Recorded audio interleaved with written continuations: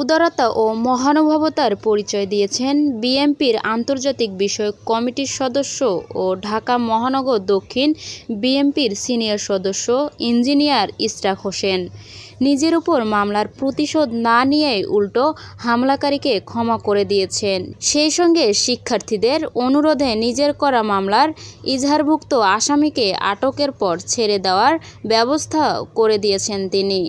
জানা গেছে, 2022 সালের ডিসেম্বরের 4 বিএনপির ঢাকা বিভাগীয় মহাসমাবেশকে ঘিরে পুরান ঢাকায় জনসংঘ চালানোর অবস্থায় জগন্নাথ বিশ্ববিদ্যালয়ের সামনে ছাত্রলীগের হামলার শিকার হন ইশরাক হোসেন।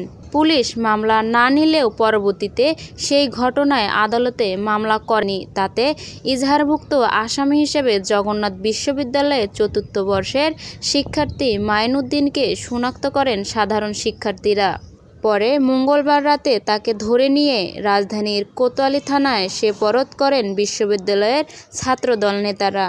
আটকের খবরে মাইনুদ্দিনের আইন বিভাগের বন্ধুরা বিএনপির নেতা ইশরাক হোসেনের সঙ্গে দেখা করতে তার বাসায় যান। সে সময় তিনি বাসায় না থাকায় রাতেই কোতোয়ালি থানার সামনে জড়ো হন শিক্ষার্থীরা।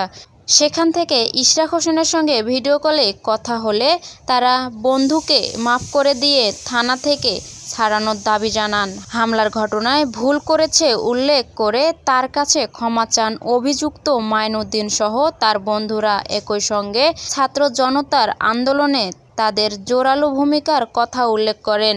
শিক্ষার্থীদের অনুরোধে ইশরাক তাদের দাবি মেনে নিয়ে অভিযুক্ত মাইনুদ্দিনকে ছেড়ে দেওয়ার অনুরোধ জানান।